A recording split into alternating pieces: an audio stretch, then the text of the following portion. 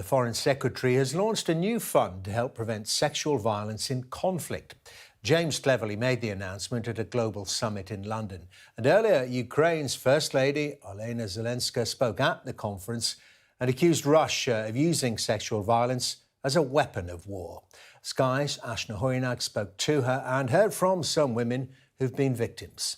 And her report does contain some graphic descriptions of sexual violence. In 2014, Irina and Elisa were sexually assaulted at the hands of Russian soldiers in Ukraine. At a global summit on preventing sexual violence in conflict, they shared their stories with the world for the first time. They held me in captivity for 5 days, and those were horrible 5 days. I was interrogated by the local collaborators. I was beaten, humiliated, and had to undergo continuous tortures. At one point, I realized that I just stopped being a person. They were not treating me as a human. Elisa had been filming a documentary when she was captured in the Donetsk region. She was sexually abused by a Russian commander. And he forced me to take out of my clothes and take a bath in front of him. And after, he didn't let me put any clothes on me, only like a small towel. And he put his gun in front of me, and he was cleaning his gun, and he was just enjoying his power, that he can do whatever he wants, and I could do nothing, almost naked next to him. And after, he tried to rape me.